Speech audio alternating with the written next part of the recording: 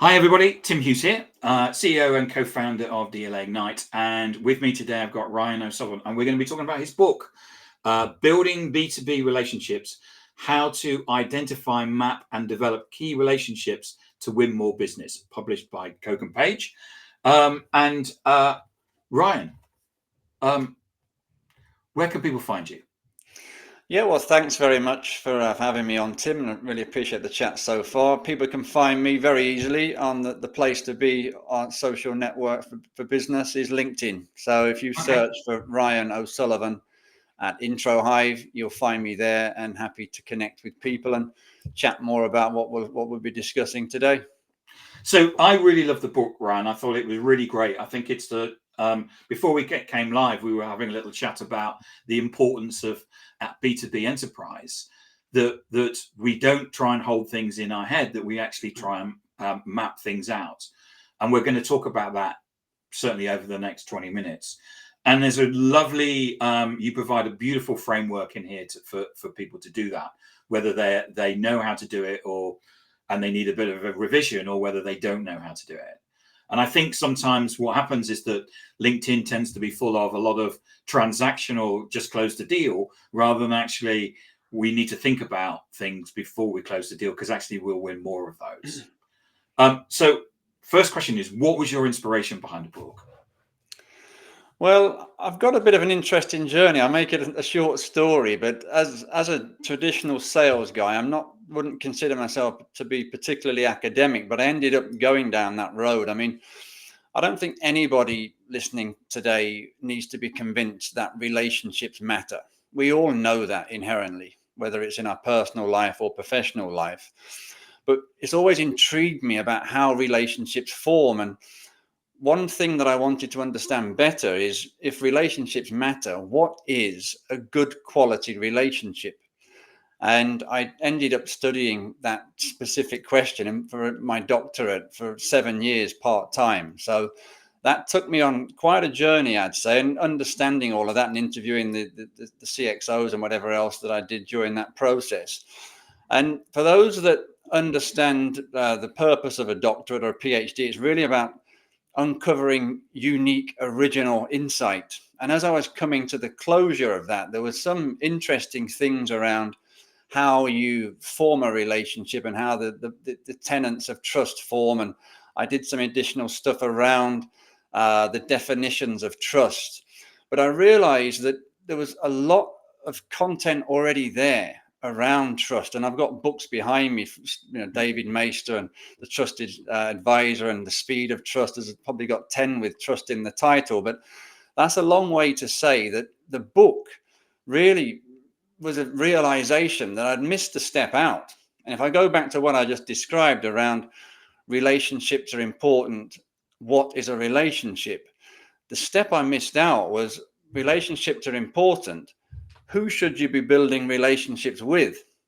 And then it's about, well, how do I define the quality of my relationship? And as I unpicked that around like the who part, and you relate that to the different use cases, whether it's where you've got a set of prospect accounts, you're working on a strategic deal, or more commonly, you're doing key account management. The who part around who you're focusing on is fundamental. And I found the more people I've talked to about this, the more it's validating my point that this is hugely overlooked. So that's the purpose of the book, is to say, look, let's understand who specifically we need to be engaging with to be successful. And as you mentioned, I do create sort of a how-to guide as well within the book as to a process to put into place to actually realize that it's a 3-step process. But yeah, so that was the inspiration. And I found that the process of writing the book itself, even though that took me about 1.5 years, is a lot shorter, but so much more fulfilling, because it was really, I found it to be useful and unique and powerful content, rather than sort of a Me Too piece around trust is important when you build relationships, which is what the doctorate really pointed to. And I think some of the books you've mentioned, they start with the premise that we all know that relationships are important and trust is important. And you don't start with that. You actually sell to me or well, not sell, but you actually you actually present the argument that relationships are important and trust is important. And as part of reading it, I know that, but for somebody that may not think that sales is transactional, if you're selling something for, a lot of SaaS products are sold from they're commodities. They can be sold in a transactional format. But when you're selling or still selling things which are $1 million or $500,000, you still need to have relationships, and they can still take time. How now, if we think about, we're going to be selling to some organization, it's a completely green field. We don't know anybody there, but we think that we know that they could do with our solution. How do we find the stakeholders? Yeah, so you start with, we don't know anybody there. I'd argue you do know people there, so let's go through the process to figure that out. So I talked a bit in my answer in the previous question about this 3-step process. So let's define a specific company. Could be any company, doesn't matter if that's a prospect organization. There's a 3-step process. The first step is identifying and mapping all of the key executives and the executives relevant for your specific solutions. The second step is what I call research and intelligence gathering. And then the third step is the engagement strategy. So the logic there is, look, the identifying is, if you don't know who the key people are, how can you influence them? And then the intelligence gathering is, if you know who they are, but you don't know what's important to them, why will they give you their time? And then the third step, which is the engagement, is if you know who they are and you know what's important to them, who's the right person to engage with what message through what channel? So that's the sort of the overview. But if I just go in a bit more detail around each step, step one is really like a relationship audit, if you will. And whether it's prospect accounts or whether you're growing a key account, what you end up with is your organization has a set of service lines. So if you think about, a typical organization can be 10, 12. I know some of the big four, they have 42, for example, across 4 business units. Doesn't matter. You understand what service lines you have. And behind each service line is a typical buying persona. And if we take one, for example, which is data and analytics, it's a common one today. The typical buyers that you would want to talk to for that type of service line would be chief data officer, head of data, head of business intelligence, head of analytics. So you've got a cluster of, 4, 5, 6 typical buying personas. And if you apply that across your 8, 10, 12 service lines, you then take a look at that prospect account and you identify the names, the specific people that you need to engage with. So you'll obviously have the leadership, which is the CEO and all the people reporting to him.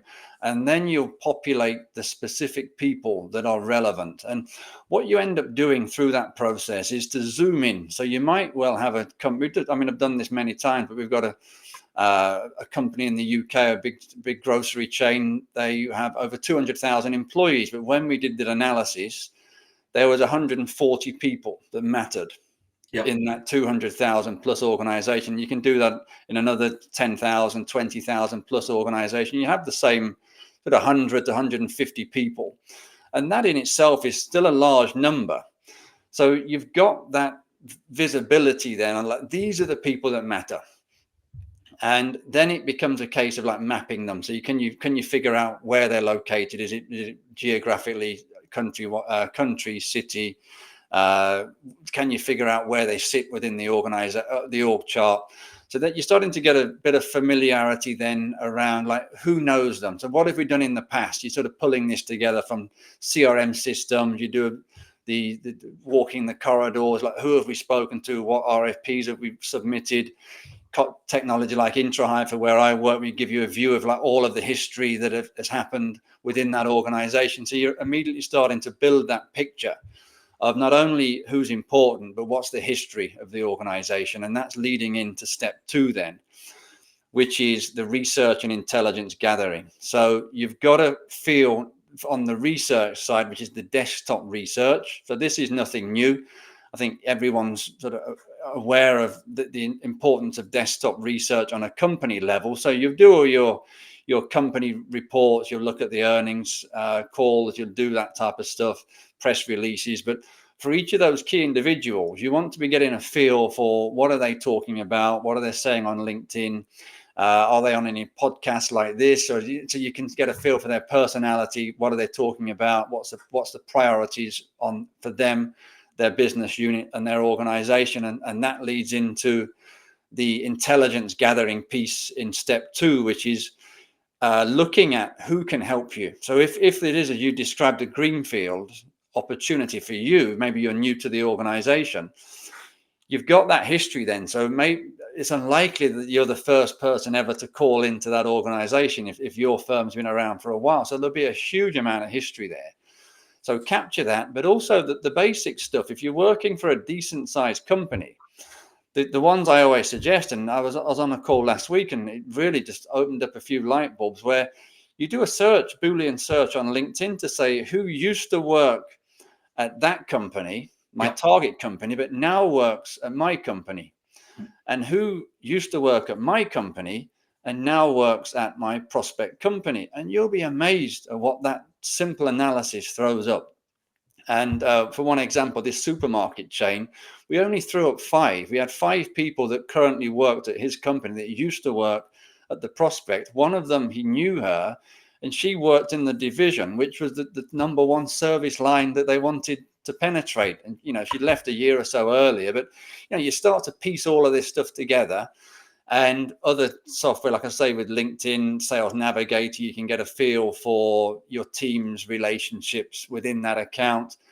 And this is the panning for gold phase that I call. So you're putting in the effort, you're putting in the hard work, and this at the moment cannot be done by AI. So I'm always proud and pleased for those types of opportunities for the old school to do the hard work that's required. And you'll dig and you'll find those nuggets of gold. And as anyone who's been doing this for a while will testify, one relationship is all that matters to make the difference. And specifically in a prospect account, maybe you've got someone who used to work in one of your clients who bought services from you and has now moved to a prospect. I opened up 4 accounts in record time when I was at Infosys with that strategy alone, mapping people. So you can do, and I talk about this in the book, you can do a Boolean search, currently works at the prospect, used to work, and put all of your key accounts in there and look for hits in the LinkedIn team links, first degree connections. So you can then draw a dotted line. So, well, maybe they worked with my colleague who on that account. And you'll be amazed then to start to build that picture up. And this is all step 2. And then finally, step 3, as I mentioned, is the engagement strategy. So the classic thing we have to hold back from is you suddenly jump on that and say, oh, you used to work at my prospect, as our client, now you work here, can we have a meeting? That is not the way to do it. And one of my former managers used to have a great phrase, and it was slow down to speed up. And that is really what this is about. And when I'm standing on stage sort of evangelizing this strategy, we talk about this is chess, not checkers.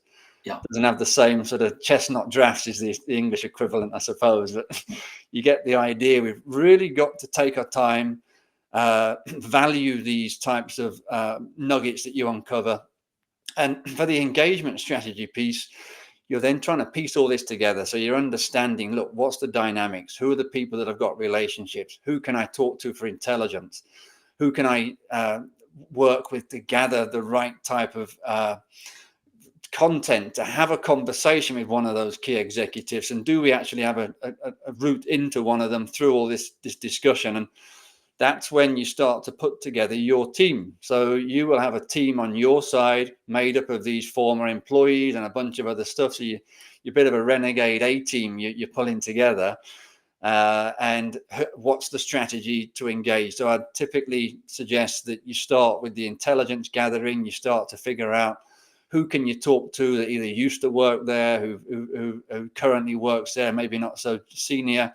Get a feel for the competitor landscape, get a feel for the priorities, because if you're a company that has 12 service lines, obviously they're not going to sign an order form for all 12 service lines. You're going to sell one first. So which one is it? What's relevant? And it's got to be tailored to the specific demands of and the challenges of that organization. And that will come through those conversations. And as I say, you'll be amazed as to what you can gather from doing that methodically. So Ryan, being as that we've got 20 minutes and we've got about 4 minutes left, there's something I wanted to talk to you about. You in your book, thank you so much for that. In the book, you actually provide details on how to map relationships. You know, on a, I can't remember, spreadsheet, PowerPoint, whatever. Why would you want to do that rather than hold it in your head? Well, look, this is the fallacy I think people have, that if you are running an opportunity or running an account, you are the fountain of knowledge. I think we've got to break that mentality. That is not the way that it works in the modern day, if you ask me. I think everything I've seen is this is a team sport.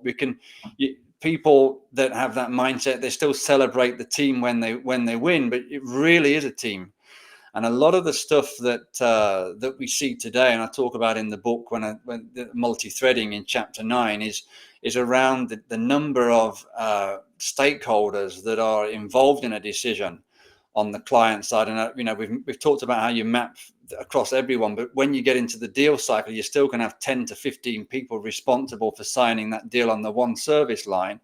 But you need to understand that that's 10 to 15 people that not you can manage, even if you believe you can. That is not what clients want. They want you to bring the best of your organization together. And that's when, as part of those weekly or fortnightly calls where you're planning the pursuits, you need to bring your team in, the technical people, your executives, and then you become a sort of a director, an orchestrator, a maestro even, of how the deal is run. So you have to be open to standing back even and observing as the coach and the director of the film and playing that role. I think that is the way to do it. Yeah, we had a guy who worked for us who was classic lone wolf. And he had great inroads into LinkedIn, and he basically pitched us in basically us helping LinkedIn. And what would happen is that he would go to the meetings and he would never bring anybody else in. So LinkedIn just assumed he was a company of one, therefore he wouldn't scale. Therefore, it never went anywhere. And that's one of the things that what buyers are looking for, isn't it? They're looking for that breadth of people. Now, I might not get on with everybody in the supplier, but what I'm looking for, will they look after me? Have we got the customer support help? Have we got, is the knowledge there? Is the architecture? You know, all of those things that they're looking for, and that can never be in one person. And I think that's one element to it. But there's also, people expect to speak to their peers on the opposite side. And if you've got technical questions, or you've got concerns about confidentiality or sort of data privacy questions, it's still any confidence if you're the person that's distributing all of this information. It's just not going to work like that. You have to bring in their peer who's in a similar role, who can address that. So I think that is really core to doing that. And I think the map, as you laid out the question, is central to the strategy that you will then use as part of those regular cadence of meetings, where you're plotting who's going to reach out to who and how did that go at the following session as it comes back. And it just forms the central points for how you manage things and how you articulate the success. And just, you know, as one final point, I think often salespeople feel that for a start, that sounds like an awful lot of work. Yes, it is, but sales is an awful lot of work, but you will win more deals and more bigger deals by doing it. The other thing is that what people quite often they don't like is they don't like their peers basically inspecting what they do, because leadership, it always feels like an inspection. And actually what A players do is that they map all this stuff out. They go to their leadership and they say, here's the opportunity. What am I missing? And they do that from a political point of view, because if you bring leadership into your deal, if you lose it, it's not your fault. It's everybody's fault. Yeah.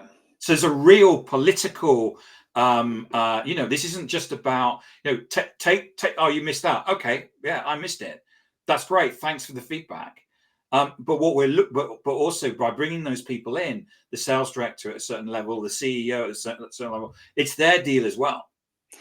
Correct. And I think it does instill more confidence that you're doing the right things. Leadership, and everyone understands, look, you can't win every deal, but if you're following the right process, you will instill that confidence that you're doing the right things. And you may well lose this account, this fictitious prospect account we're working on. You may not win the first bid you go for, but you're going to win the second or the third or the fourth. And all of this data needs to be captured, and the strategy and all the details. So to me, it's the only way to do things in the modern world. Like, it is a team sport, and we all have to celebrate the successes. And as the old saying goes, when the deal's won, everyone's to blame, success. But if you lose it, you're to blame. But maybe that mitigates some of that risk. Yeah. Ryan, thank you so much for coming on and talking about your book. I really loved it, and I certainly recommend it for salespeople and sales leaders. They should be buying this for the whole of their team and saying, this is what we're going to implement, in my humble opinion. So where can we get a copy, Ryan? Well, the number one place, Amazon or any bookshop. So quite fortunate to be. KoganPage.com.